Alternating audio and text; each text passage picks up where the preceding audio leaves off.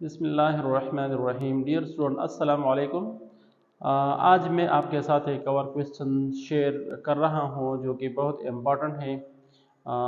हम chapter chemical bonding पढ़ रहे हैं और केमिकल बॉन्डिंग चैप्टर में सबसे पहले मैंने आपको ये क्वेश्चन लिखा था कि why do atoms form chemical bonding, atoms क्यों केमिकल बॉन्डिंग बनाते हैं। तो एक डिफिनीशन मैंने आपको ये किया था कि the atoms form chemical bonding in order to obey the Duplet and Actid rules। Duplet and active rules obey करने की खातिर जो है केमिकल बॉन्डिंग बनाते हैं। कायनात में अल्लाह ताला ने सारे मखलूक़ात के लिए ख़ास कवानीन बनाए हैं और जिसकी पासदारी जो है उनके लिए लाजिमी होता है। और इस पासदारी से अगर हम इधर उधर हो जाते हैं तो ज़ाहिर वो अनस्टेबल हो जाते हैं।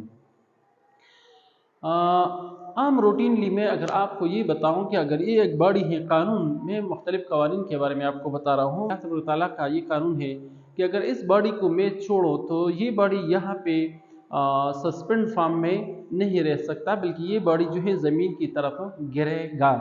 सो ये कानून है, ये भी एक रूल्स हैं कि इस बॉडी को अगर मैंने यहाँ पे रखना है तो मैं उसको एक सपोर्ट यहाँ पे दूंगा और यहाँ पे मैं इस बॉडी को इस तरह रखूँगा।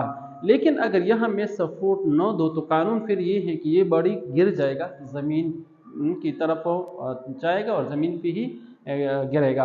यहाँ मैंने आपको एक पिक्चर दिखाया है, यहाँ ये आप पिक्चर देख सकते हैं। मैंने जो जनरल कवानीन के बारे में आपको बताया कि हमारे लिए भी ये कवानीन है कि आप जो है ऐसी बॉडी पे खड़े हों जो कि वो ज़मीन पे खुद किस हाल में हो, खुद स्टेबल फॉर्म में हो। अगर आप यहाँ पे देखें ये बॉडीज जो है खुद अनस्टेबल फॉर्म में है, बिल्कुल अनस्टेबिलिटी सूरत है। और यहाँ पे आपको जो बंदा नजर आ रहा है, यहाँ पे कार्टून नजर आ रहा है, ये कार्टून यहाँ पे बिल्कुल अनस्टेबल सूरत में है। क्यों अनस्टेबल सूरत में है? क्योंकि ये अनस्टेबल बॉडीज के ऊपर है, तो इसी वजह से अनस्टेबल ये है। सो बिल्कुल हमारे लिए भी इस तरह कवानीन है कि ये अनस्टेबल बॉडीज पे जब आप इस तरह खड़े हो जाते हैं तो आप अनस्टेबल हो जाते हैं। So in order to attain stability, कानून हमारे लिए इस तरह है कि अगर हमें स्टेबिलिटी गेन करना है तो फिर हमें इस किस्म की बॉडीज जो कि ज़मीन पे अच्छी तरह वो हम रख सकते हो और ख़ुद वो बिल्कुल स्टेबल फॉर्म में हो, जो कि हिलने आगे पीछे होने से वो जो है गिर नहीं जाते। इस किस्म के बॉडीज पे जब हम बैठते हैं, लेटते हैं, तो ये बिल्कुल स्टेबल होते हैं और हमें भी स्टेबल रखते हैं। सो यहाँ पे मैंने आपको ये बताया है कि according to this rule in order to attain stability, elements के लिए जो कवानीन है वो क्या है, जो डफलेट रूल्स है। डफलेट रूल्स, डफलेट टू को मैंने आपको बताया, टू को कहते हैं मस्ट है और two electrons in their outer most shell और valence shell. Outer most shell को हम वैलेंस शेल कहते हैं या वैलेंस शेल को हम आउटर मोस्ट शेल कहते हैं। पहले लेक्चर में मैंने आपको तफसील बताया है कि वैलेंस शेल से क्या मुराद है, लेकिन वैलेंस शेल अगर आप नहीं जानते तो वैलेंस शेल हम आखिरी शेल को कहते हैं। वो शेल जो कि अभी in the process of completion हो, इसको हम वैलेंस शेल कहते हैं। अंदरूनी शेल्स को हम इनर शेल्स या inner energy level, inner orbits कहते हैं। और जो सबसे आखिरी शेल्स हो जो कि in the process of completion हो, इसको हम वैलेंस शेल कहते हैं। ये वैलेंस शेल फर्स्ट शेल भी हो सकता है, सेकंड भी हो सकता है, थर्ड भी हो सकता है और इसी तरह के 7 तक ये शेल्स हो सकते हैं। यहाँ पे इस रूल के मुताबिक ये वैलेंस शेल है। सबसे सादा एलिमेंट्स मैंने आपको लिया जो कि सिर्फ और सिर्फ एक ऑर्बिट रखने वाला एलिमेंट्स है, तो उसके साथ 2 इलेक्ट्रॉन्स हैं। तो इसी वजह से अब ये क्या है, ये इस रूल्स को ओबे कर रहा है। तो इस रूल्स के मुताबिक वैलेंस शेल में 2 इलेक्ट्रॉन का होना लाजिमी है। यहाँ पे जो एटम है इसका वैलेंस शेल है ये, क्योंकि इससे आखिरी कोई और शेल नहीं है और इसमें 2 इलेक्ट्रॉन है, तो इस वजह से हम कहते हैं कि अभी ये स्टेबल एटम्स है।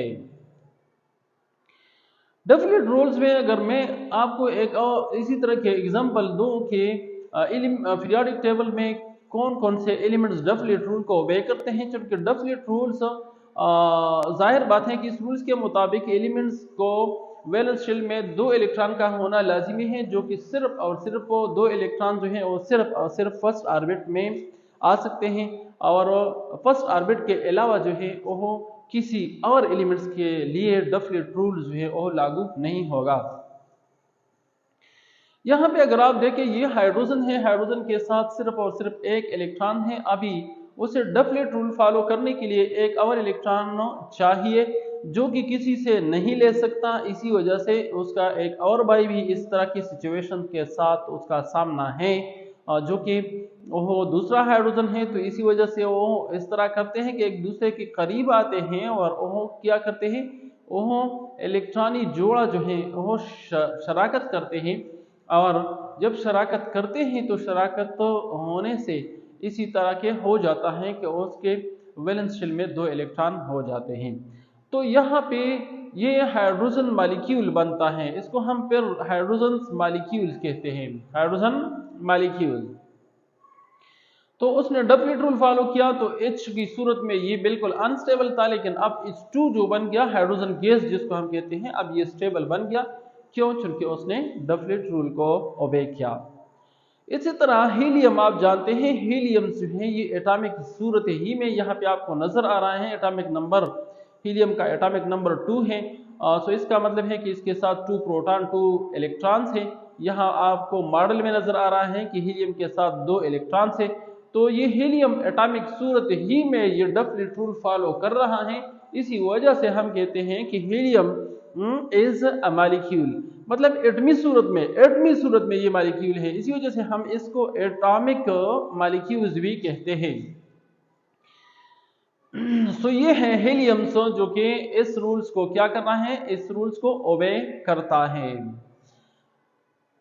इसी तरह कि अगर मैं आपको लिथियम के बारे में बताऊं तो लिथियम के साथ लिथियम का जो एटॉमिक नंबर है वो 3 है। लिथियम का एटॉमिक नंबर 3 का मतलब ये है कि उसके साथ 3 इलेक्ट्रॉन 3 प्रोटॉन्स है।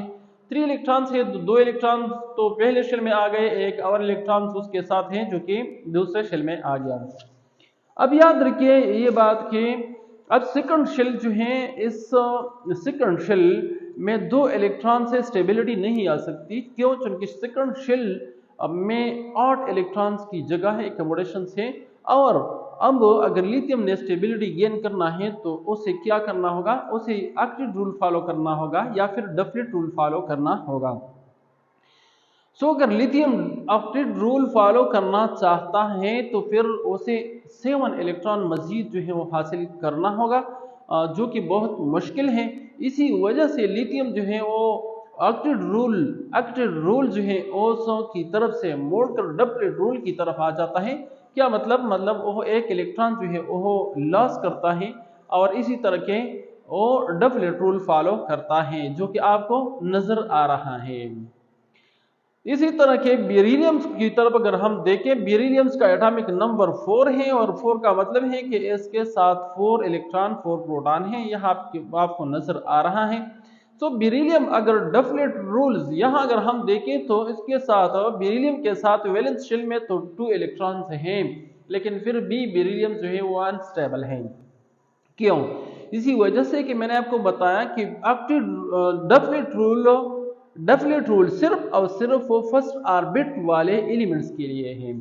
सो अब बेरिलियम ने क्या करना है, बेरिलियम बी या तो अपने वैलेंस शेल में मजीद 6 इलेक्ट्रॉन्स लाएंगे या फिर इन दोनों इलेक्ट्रॉनों को वो लॉस करेंगे ताकि वो डफलेट रूल्स की तरफ जाएं, मतलब डफलेट रूल्स को फॉलो करें। तो बेरिलियम के लिए 6 इलेक्ट्रॉन का हासिल करना बहुत मुश्किल है। इसी वजह से वो इन 2 इलेक्ट्रॉनों को लॉस करके इसी तरह वो भी डफलेट रूल फॉलो कर रहा है।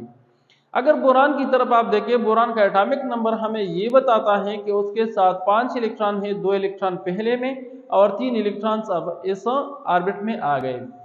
बोरान्स भी अगर आप देखें तो उसके लिए मजीद 5 इलेक्ट्रॉन्स चाहिए या फिर इन तीनों इलेक्ट्रॉनों को लॉस करना होगा, क्योंकि ऑक्टेट रूल फॉलो करने के लिए 5 इलेक्ट्रॉन और चाहिए उसे। सो बोरान के लिए भी ये कंपटीशन मुश्किल है कि वो 5 इलेक्ट्रॉन्स को हासिल करें। इसी वजह से वो क्या करता है, बोरान्स भी इन 3 इलेक्ट्रॉनों को लॉस करके डफलेट रूल की तरफ जाता है। ये आपको नजर आ रहा है कि वो तीनों इलेक्ट्रॉनों को लॉस करता है और इस तरह की ये शेल खत्म हो जाता है और वो भी डफलेट रूल फॉलो करता है। इसके बाद बारी आता है कार्बन का। कार्बन अगर आप देखें तो इसका एटॉमिक नंबर है 6 और इसका मतलब है कि उसके साथ वैलेंस शेल में कितने इलेक्ट्रॉन होंगे, 4 होंगे। क्यों? चूंकि टोटल 6 इलेक्ट्रॉन है, 2 इलेक्ट्रॉन फर्स्ट ऑर्बिट में आ गए, सो 4 इलेक्ट्रॉन दूसरे ऑर्बिट में आ गए। अब कार्बन ने क्या करना है, कार्बन को अब ऑक्टेट रूल फॉलो करने के लिए मजीद 4 इलेक्ट्रॉन्स चाहिए। अब कार्बन के लिए मुकाबला चूंकि 50-50 है, इसी वजह से कार्बन यहाँ पे ऐसा करता है कि वो न इलेक्ट्रॉन को लॉस करता है न किसी से गेन कर सकता है, बल्कि कार्बन जो है 100% कोवेलेंट बॉन्डिंग बनाता है, मतलब शराकत करते हैं। वो ऐसे अनासिरों को ढूंढते हैं जो कि उसके साथ शराकत करके उसका ऑक्टेट रूल फॉलो हो जाए, और इसी तरह के जो दूसरे अनासर हैं उनका भी कोई एक रूल जो है वो क्या हो जाता है, वो ओबे हो जाता है। सो इसी तरह के ये हो गया डफलेट रूल्स जो कि आपने देखा। सो इन एलिमेंट्स के अलावा यहाँ पे आप देख रहे हैं कि कार्बन भी यहाँ पे डफलेट नहीं बल्कि ऑक्टेट रूल्स की तरफ अब जाएगा। तो सिर्फ और सिर्फ ये एलिमेंट्स हाइड्रोजन है, हीलियम है, लिथियम, बेरिलियम, बोरान, सिर्फ ये एलिमेंट्स डफलेट रूल्स फॉलो कर रहे हैं, बाकी एलिमेंट्स जो हैं वो ऑक्टेट रूल्स की तरफ जाते हैं। सो अब ऑक्टेट रूल से क्या मुराद है, ऑक्टा से है और ऑक्टा 8 को कहते हैं, 8 को कहते हैं। सो इस रूल के मुताबिक in order to attain stability the elements must have the atoms must have 8 electrons, 8 valence electrons। 8 valence electrons means valence shell में 8 इलेक्ट्रॉन का होना उसके साथ लाजिमी है। तो यहाँ पे अगर आप देखें तो according to this rules in order to attain stability an atom must have 8 electrons in their outermost shell or valence shell। 8 electrons का होना लाजिमी है। यहाँ मैंने एक एग्जाम्पल लिया है कि नियॉन का एग्जाम्पल मैंने क्यों लिया है, इसी वजह से कि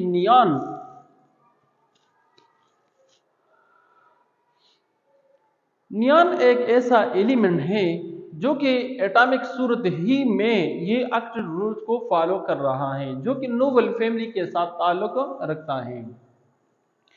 यहां अगर आप देखें तो नियॉन के 2 इलेक्ट्रॉन फर्स्ट ऑर्बिट में आ गए और उसके साथ एटॉमिक नंबर 10 है, इसका मतलब है 10 इलेक्ट्रॉन्स हैं। सो 2 इलेक्ट्रॉन फर्स्ट ऑर्बिट में आ गए, तो जाहिर बात है कि दूसरे ऑर्बिट्स में अब उसके साथ कितने इलेक्ट्रॉन का होना लाजिमी है, 8 इलेक्ट्रॉन का होना लाजिमी है, जो उसके साथ है, आपको नजर आ रहे हैं। तो जाहिर बात है कि यहाँ पे नियॉन ने ऑक्टेट रूल को फॉलो किया, इसी वजह से नियॉन स्टेबल एलिमेंट है, इसी वजह से ये 8 ग्रुप में रखा गया है और इसी वजह से इसको हम नोबल गैसेस कहते हैं। ये इसको हम इनर्ट गैसेस भी कहते हैं, इसको हम इनर्ट एलिमेंट्स भी कहते हैं। क्यों? चूंकि ये इनर्ट है, मतलब ये न लॉस करता है इलेक्ट्रॉन्स को न गेन करता है, ये बॉन्डिंग किसी के साथ बॉन्डिंग नहीं करते, इसी वजह से इसको हम इनर्ट एलिमेंट्स भी कहते हैं। ऑक्टेट रूल्स अगर आप यहाँ पे देखें, ये कार्बन है, ये कार्बन मैंने आपको पहले बताया कि कार्बन का एटॉमिक नंबर 6, फर्स्ट ऑर्बिट में 2 इलेक्ट्रॉन और सेकंड ऑर्बिट में उसके साथ 4 इलेक्ट्रॉन्स हैं। तो अब कार्बन इस तरह करता है कि ये इलेक्ट्रॉन्स लॉस बिल्कुल नहीं करते, बल्कि वैसा करता है कि किसी के साथ शेयरिंग करता है।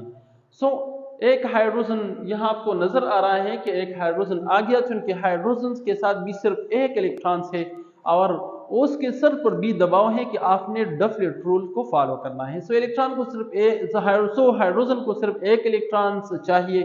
सो इसी वजह से यहाँ पे हाइड्रोजन आ जाता है और कार्बन के एक इलेक्ट्रॉन के साथ क्या करता है, शराकत करता है, और इसी तरह के इस हाइड्रोजन का डफलेट रूल फॉलो हो जाता है। इसी तरह ये हाइड्रोजन जो है वो स्टेबिलिटी गेन करता है। यहाँ पे कार्बन के साथ चूंकि एक और इलेक्ट्रॉन्स भी हैं, 3 और इलेक्ट्रॉन्स भी हैं, तो इनके साथ इसको भी किसी के साथ शेयर करना होगा। क्यों? चूंकि उसे ऑक्टेट रूल फॉलो करना है, चूंकि उसे ऑक्टेट रूल फॉलो करना है। तो ये हाइड्रोजन भी आता है, उसके साथ भी एक इलेक्ट्रॉन है और इसी तरह के वो भी शराकत करता है। यहाँ ये हाइड्रोजन भी अब स्टेबल हो गया। क्यों? चूंकि उसने डफलेट रूल फॉलो किया। डफलेट रूल इसी वजह से कि अब ये दोनों इलेक्ट्रॉन जो हैं हाइड्रोजन इस्तेमाल करते हैं, उसके साथ अब वैलेंस शेल में 2 इलेक्ट्रॉन्स होंगे, इसी वजह से ये स्टेबल हो गया। यहाँ अगर आप देखें तो एक और हाइड्रोजन आ जाता है, वो भी अपनी डफलेट रूल ओबे करने के लिए कार्बन के एक इलेक्ट्रॉन के साथ अपना इलेक्ट्रॉन शेयर करता है और इसी तरह के वो भी डफलेट रूल फॉलो करता है, मतलब स्टेबल हो जाता है। यहाँ पे एक और हाइड्रोजन आ जाता है और वो उसके साथ अपना इलेक्ट्रॉन शेयर करता है और इसी तरह के ये भी डबलेट रूल फॉलो करता है और स्टेबल बन जाता है, स्टेबल हो जाता है। इसी तरह के अगर आप देखें तो कार्बन भी स्टेबल हो जाता है। क्यों? चूंकि अब कार्बन के साथ भी 4 पेयर ऑफ इलेक्ट्रॉन्स हो गए, जो आपको नजर आ रहा है, ये हो गए 4 पेयर ऑफ इलेक्ट्रॉन्स और 4 पेयर से बनता है 8 इलेक्ट्रॉन्स। सो यहाँ कार्बन ने ऑक्टेट रूल फॉलो किया जबकि हाइड्रोजन ने डबलेट रूल फॉलो किया। सो यहाँ आपको नजर आ रहा है स्टोन हाइड्रोजन ओबेड डफलेट रूल, हर एक हाइड्रोजन ने डफलेट रूल फॉलो किया जबकि कार्बन ने किया क्या, जबकि कार्बन ने ऑक्टेट रूल ओबेड किया और इसी तरह के इससे बन गया CH4।